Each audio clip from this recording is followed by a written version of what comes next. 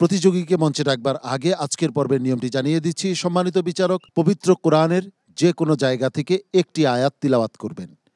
সেই আয়াতটি যে পৃষ্ঠায় রয়েছে সেই পৃষ্ঠার শুরু থেকে প্রতিযোগীকে তিলাওয়াত করে যেতে হবে।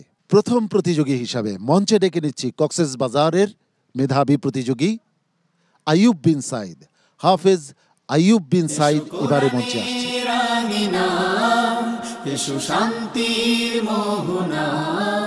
আসসালামু আলাইকুম ওয়া রাহমাতুল্লাহি ওয়া বারাকাতুহু। ওয়া আলাইকুম আসসালাম ওয়া রাহমাতুল্লাহি ওয়া বারাকাতুহু। আউযু বিল্লাহি মিনাশ শাইতানির রাজীম। বিসমিল্লাহির রহমানির রহিম। جنات عدن يدخلونها تجري من تحتها الأنهار. أعوذ بالله من الشيطان الرجيم.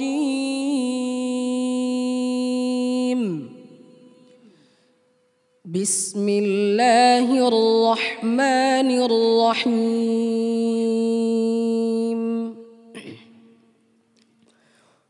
ثم يوم القيامة يخزيهم ويقول أين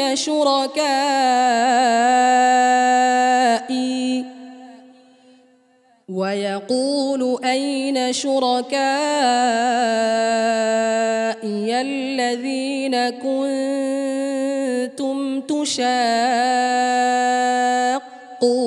فيهم. قال الذين أوتوا العلم إن الخزي اليوم والسوء على الكافرين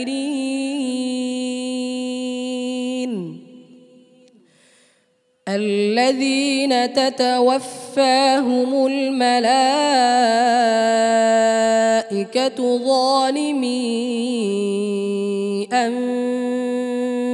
أنفسهم فألقوا السلم ما كنا نعمل من سوء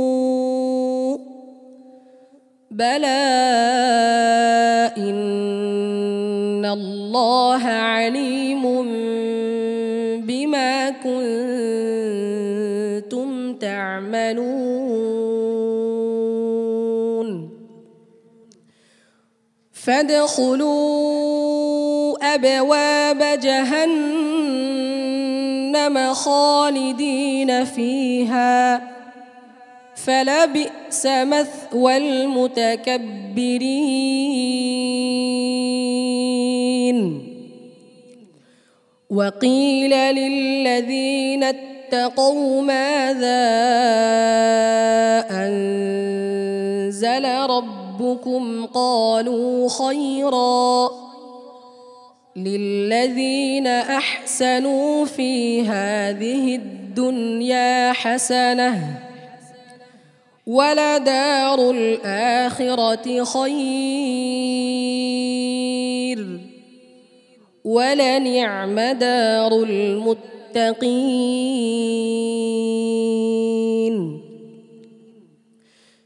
جنات عدن يدخلونها تجري من تحتها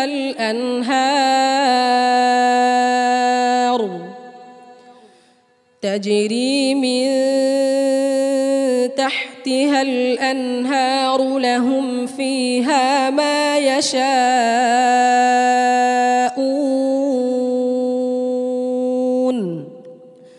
كذلك يجزي الله المتقين. حسبك. صدق الله مولانا العظيم. মাশাআল্লাহ। আজকের পর্বের প্রথম প্রতিযোগী আইয়ুব বিন সাইদের পারফরমেন্স আমরা উপভোগ করলাম। সম্মানিত বিচারকের কাছ থেকে জেনে আসি আইয়ুব বিন সাইদের পারফরমেন্স কেমন ছিল। আহসান্ত, মাশাআল্লাহ। আইয়ুব বিন সাইদ আলহামদুলিল্লাহ শুরু থেকে শেষ পর্যন্ত খুব সুন্দর তেলাওয়াত করেছেন। তবে যে গতিতে তুমি তেলাওয়াত করছো এটা তারতিলের পর্যায়ে জায়গা। এত ধীরে ধীরে তারতিলের ব্যাখ্যা যেভাবে আসছে যে খুব ধীরে ধীরে শান্তভাবে, হ্যাঁ, অর্থের প্রতি খেয়াল রেখে ধীর গতিতে পড়বে, তো ওটা তো ওরকম হয়ে গেছে। এটা তো হদরের পর্যায়ে হয় না, হদর আরেকটু দ্রুত হইতে হবে, তাহলে তোমার পড়াটা আরো স্মৃতিমধুর হবে। সম্মানিত বিচারক মোহতারাম সোহাইব মোহাম্মদ আল আজহারি, আইয়ুব, তোমার তিলাওয়াতে বেশ কিছু আমি মুলাহাজাত পেয়েছি, তবে সবগুলো বলার সময় নেই। দু একটি বলছি, যেমন ওয়ালাদা রো আরবিতে, কোরআনে ওকার নেই।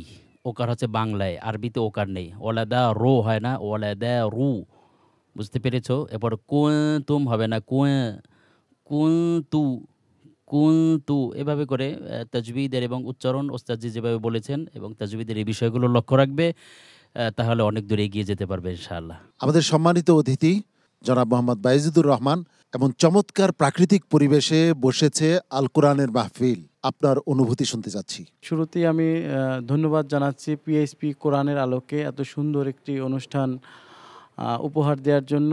অনুষ্ঠানটি এভাবে চলতে থাকলে আমার ধারণা যে বাংলাদেশে যে সহি শুদ্ধভাবে কোরআন তেলাওয়াতের হাফেজ সাহেবরা রয়েছেন, তারা এ থেকে আরও উৎসাহিত হবে এবং কোরআন শিখবে, সেটা আমি বিশ্বাস করি। অনেক অনেক ধন্যবাদ সম্মানিত অতিথি। আইয়ুব বিন সাইদ, তোমার জন্য অনেক অনেক দোয়া এবং ভালোবাসা। আসসালামু আলাইকুম ওয়া রাহমাতুল্লাহি ওয়া বারাকাতুহু। কোরআনের আলো।